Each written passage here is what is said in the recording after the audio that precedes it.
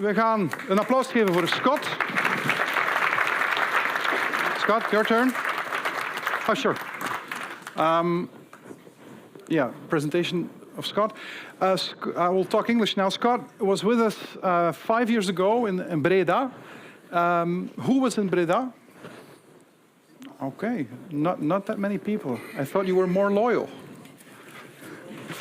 He made a great presentation on how to store gold safely, but also on the gold evolution, the prices in the future. And it's always a pleasure to hear his expert opinion, because Scott is connected to traders, to to bullion storage facilities, to the whole sector, anything that has to do with gold. Scott is the man.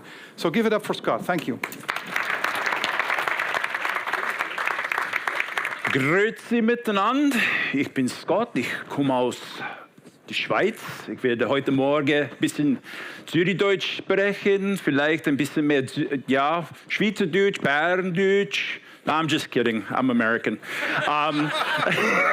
But I do bring up a good point. We are out of Switzerland. So everything I'm going to be talking about today with BFI Bullion is basically the purchase and storage of precious metals in Switzerland. BFI Bullion, your trusted precious metals solution. Some of the key points: 100% physical, 100% non-bank storage, 100% insured, 100% audited, which we just had. We'll tell you a little bit more about that. 100% personal and 100% Swiss, as I just said. I kind of came up with this one: the future of gold, gold in your future, and BFI Bullion's role in your gold. So that's kind of what we're going to talk about today. This is a little bit of the program, who we are. Before I jump into this, my name is Scott Schamber, and I was born and raised in Milwaukee, Wisconsin, and grew up there until I was 29 years of age. And then I moved to Switzerland to marry my wife, my Swiss wife. And so I've been in Switzerland for the last 23 years. I've been Swiss since 2008. I'm a Papierschweizer, as they say. I'm Swiss on paper.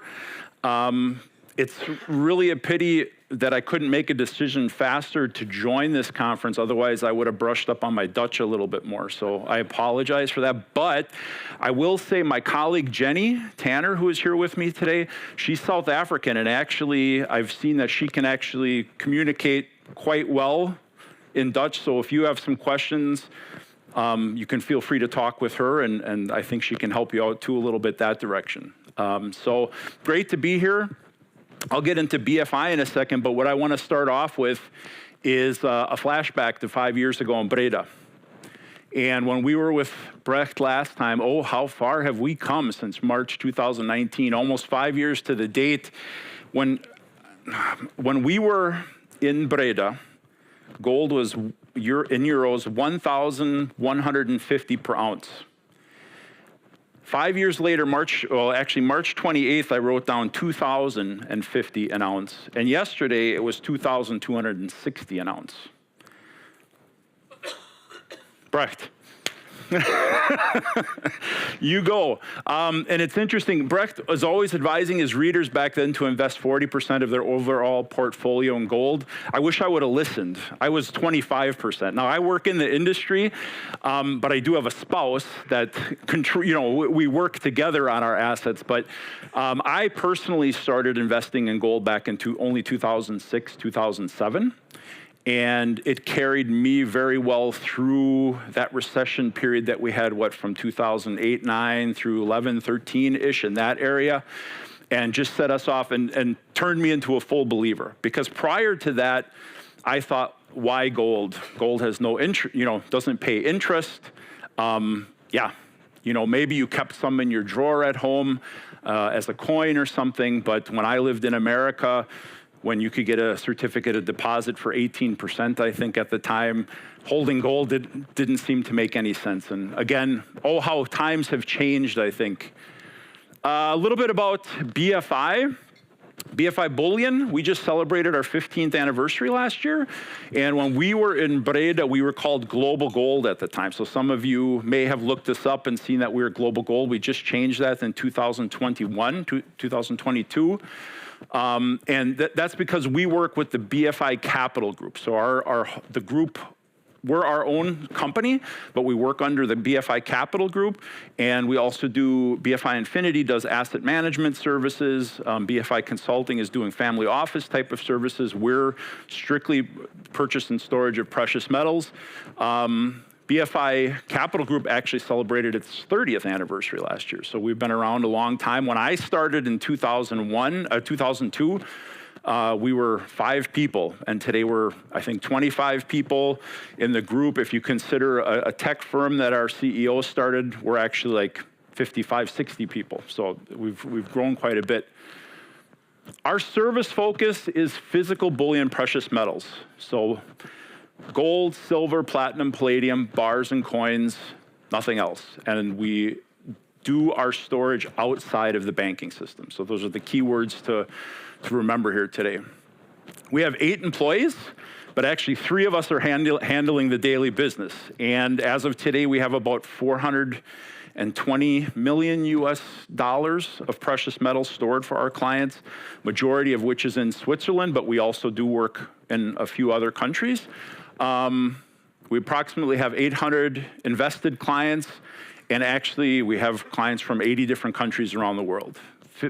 Just over 50% of our clients are American, about 35, 38% are European, and the rest come from everywhere else. We have clients in New Zealand, we have clients in Australia, Japan, all over the world. I want to get into why physical gold. These are the basic reasons that you've heard. So if you Google gold, and you say, why should I own gold? You usually hear it's been money for 6,000 years, which is true. No liability or debt, no risk exposure, not paper. It's a natural commodity, so it's finite. There's an end to the amount of gold that's there. It's easy to purchase, but also highly liquid. It's a hedge against inflation, deflation, volatility in general. You can pass it easily on to the next generation. And it's a great portfolio diversification because it generally has no correlation to other investments. What I want to talk a little bit more about today, though, are why now is always the right time to buy gold. And some of you might be thinking, oh, the spot price is so high, this is not the right time. But I mean, even Brecht, you brought up this point, even though I didn't understand everything, that we could see a top in 2024. So it's even one more reason why if we do see that top and the markets come down, that's always opportunity for gold to respond towards the upside. So one other reason. What we're seeing today, what's very interesting is since the beginning of the year, actually maybe since the fall of last year, a lot of investors, more investors have been selling. So private investors have been selling than buying. In the US, it's really tough. I mean, there are like 4 or 5 sales to every 1 purchase. For us, we've been 2 sales to every 1 purchase. But it's interesting because without the private investor market, without the retail market buying, the easy question is, why is gold going up? And those reasons are, inflation is certainly not under control, obviously underreported everywhere. Central banks are ready for a policy U-turn. I guess the EU is ready in June already, whereas my friends in the US, I think we're wavering and are going to push it down the road a little bit more. Chinese investors are now interested in gold, which is completely fascinating because some of our colleagues at BFI were in China, I think 15 years ago. And that was the point when the Chinese had a lot of money and were just looking for high return. And so this message that BFI in general has is wealth preservation, right? That's a key thing. We want to preserve wealth, we want to grow wealth naturally, but we want you to protect what's yours. And what's interesting now is the Chinese investor, they're having problems in China, so now they have found gold, technically. Central banks are buying gold. Okay, so very ultra high net worth investors are buying gold. That was a very interesting thing we saw last year is the purchases, BFI Bullion generally, our minimum single purchase is $50,000. So for your first purchase, it's $50,000, and for every subsequent purchase, we say $20,000. Well, last year we were seeing purchases of $500,000, of $1 million, 1.5 million, which was high for us, right, on a per purchase basis. So obviously there were people in the know that were preparing for what we're seeing today. And obviously the central banks know something, right? The discussion about BRICS countries. Obviously everybody is looking for a way to get off of the US dollar or the US influence. And so as this whole discussion with BRICS comes along, they're looking for alternatives to the dollar. And gold is a great way as an alternative to having to invest in the dollar. Obviously geopolitics, I don't even have to mention that. What's going on right now in the world is crazy. That is nowhere near an end. So that is going to continue to be something I believe that's going to certainly keep the precious metals prices up. I mentioned the Western retail market are yet to jump on the bandwagon, but when they do, will be another reason that spot price is going to continue to go up. And at the end of the day, gold always retains value. Like I said, I started buying gold in 2006, 2007. Honestly, I've forgotten what I've paid for gold at any time. Sometimes it was real high, relatively speaking at that time. Sometimes it was low. I always tell the classic story. My wife isn't here. I probably shouldn't talk about her, but because her and I are like partners in crime and in our assets, obviously, I bought 100-gram gold bars for us about 3 years ago, I think. And at the time, the Swiss spot price was, I think, 1,570-ish. And right when I bought, it jumped up to 1,630. Right when I bought. What do you think happened after I bought? It went back down to 1,570. So I go home, and my wife is like, "Did you buy the gold?" I'm like, "Yes, I bought the gold." "What did you pay?" 1,600 and something.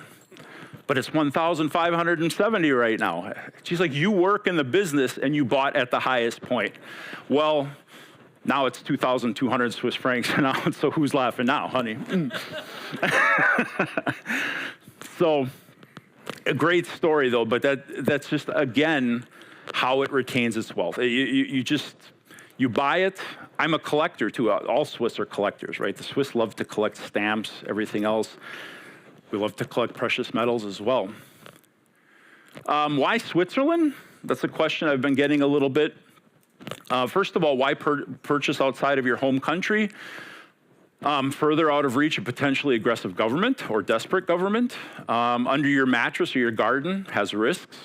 Believe it or not, I just talked to somebody not too long ago that said, "What if I want to buy it and bury it in my garden?"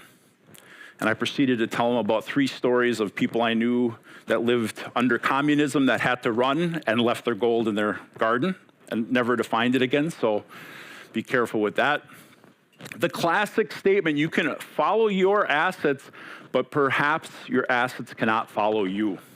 Also another very key thing to remember.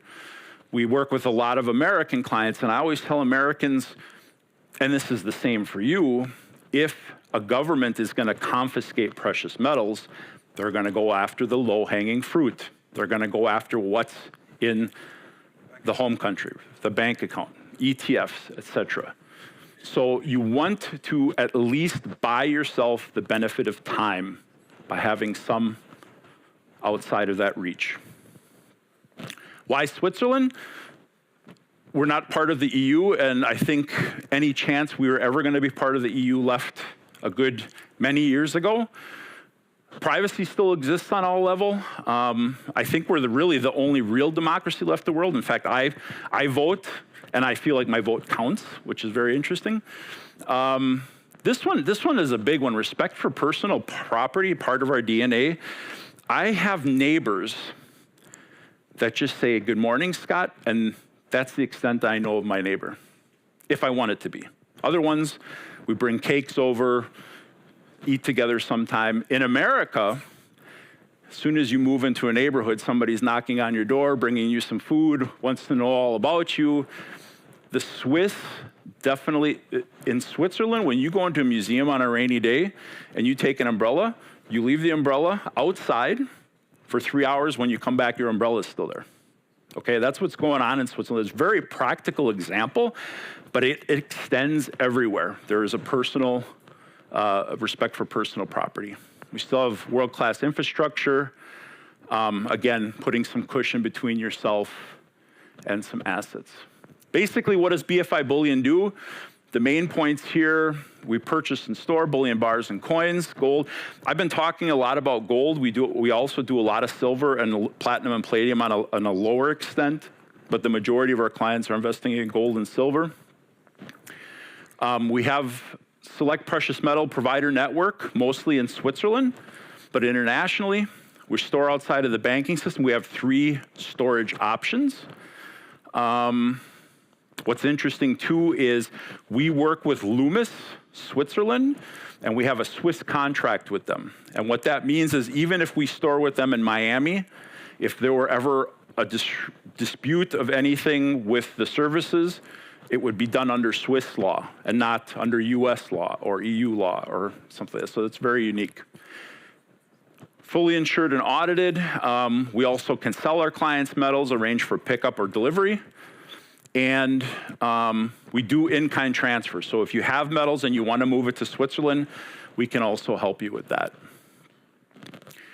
To get involved, we have an online onboarding process, which the Dutch and the Belgians really apparently love because it takes about 20 minutes. You have a cell phone, you have your ID with you, and a utility bill that you can add to it, and you can be applied within 20 minutes. We are also offline operable. So if you prefer to send in a physical application and a notarized ID copy, we can also do it that way.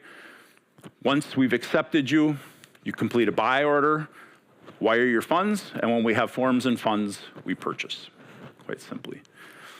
I wanted to really see how this looked up on the screen. I love them when they're this big. They're beautiful. If you've ever held any of these in your hands, yeah, then I think you get the whole picture. If you've never held any of these metals in your hand, I really ask, try to do it one time. It's a game changer if you don't believe in precious metals yet. Locations and options.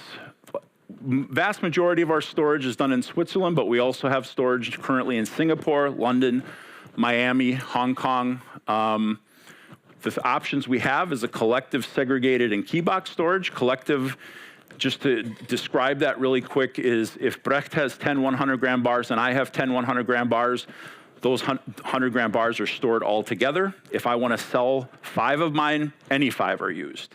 What that does is it reduces the amount of space you use and the cost of the annual storage fees that we charge. Segregated, it's if Brecht has 10 and I have 10, those 10s are physically kept apart from each other, so you know the bar numbers coming in, you know the bar numbers coming out. And actually we have a key box storage where you buy a box, you put your precious metals in the box, you lock it, only you have the key. So you have to come back to open the box. With the collective and segregated options, we can always sell for you. Key box, you would have to come back, unlock the box, open it up and go, Scott, Jenny, here, can you please sell for us? The BFI difference, I just wanted to bring this kind of up really quick because of the conversations I've had up to now. Storage outside of the banking system, offline operability I talked about. It's a great alternative to a bank account. It's really interesting. I find this an interesting concept is that normally in a bank account you put 25,000 in or whatever, 50,000. You have the money there. You can easily, nowadays you can wire funds from your cell phone. It's very simple. But how about this? How about you buy 25,000 worth of precious metals, maybe 10 South African Krugerrands. You can easily contact us to sell it in the future, but it takes a little bit of an effort, right? You know, you have to send us a sell order. You have to think about it a little bit more. So I beg you to think of it like a bank account that's just a little bit more tedious to access, which I think is a really great idea. BCM, business continuity management, staying ahead of the game. I wanted to make some comments there about cybersecurity, about the energy crisis we thought we might face 2 winters ago. We prepared because we wanted to be 100% sure that if something happened, if the grid went down, that we would find ways to be able to communicate with our clients.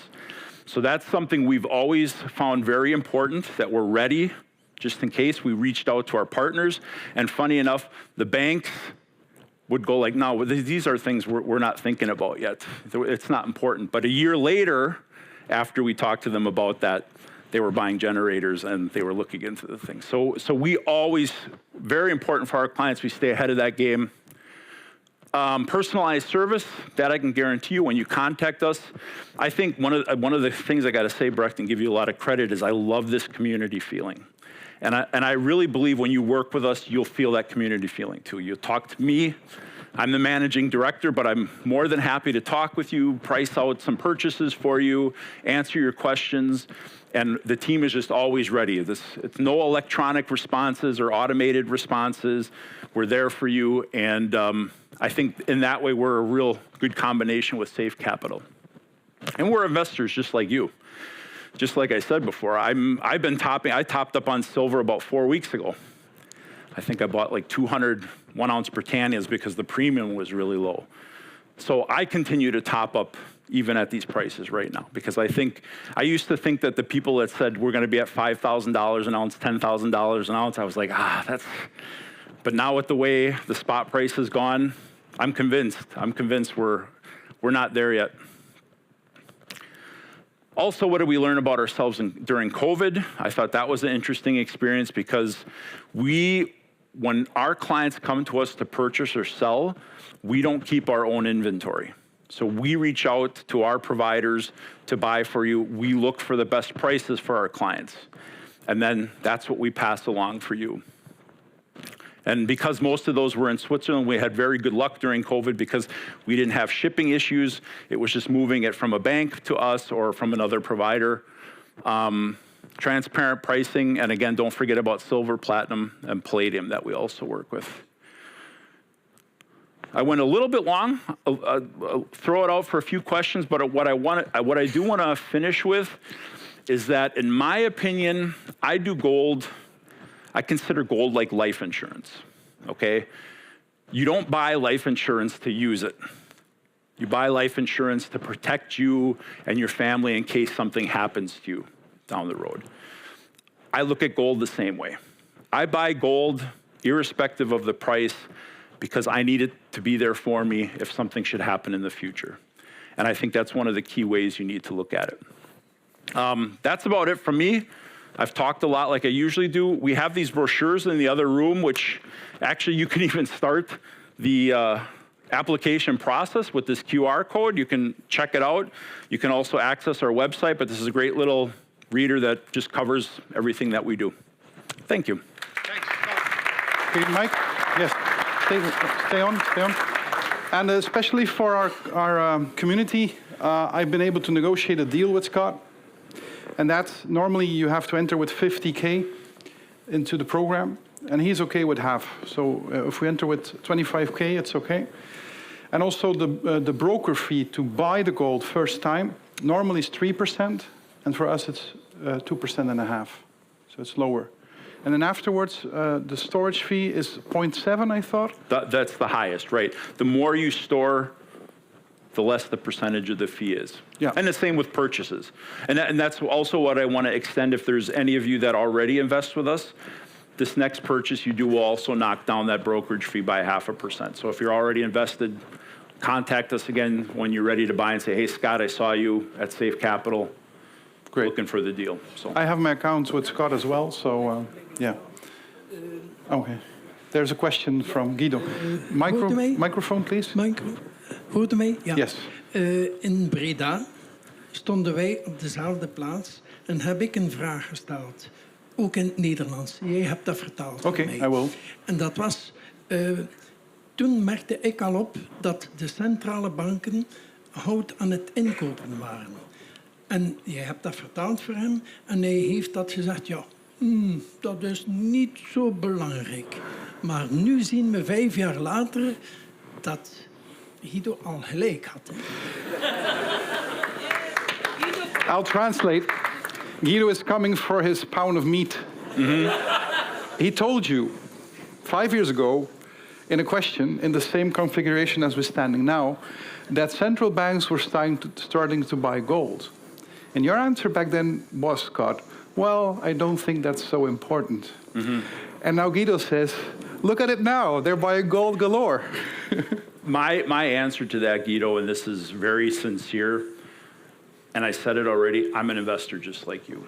I'm trying to figure it out just like everybody else. I mean, we all are, right? And it's not an attack, that's Guido's way. No, you know? not at all. No. And I understand. And you know what? I've been in precious metals since 2017, so I'm still learning. I mean, I'm still a student. And so, Guido, I definitely respect, of course, that, yeah, he was right. He deserves his meat, as Applause. you say. Guido, wait. Welcome to BFI Bullion. You know, it takes a great man to be able to be humble. So, applause for that. Thank you, Guido. More questions.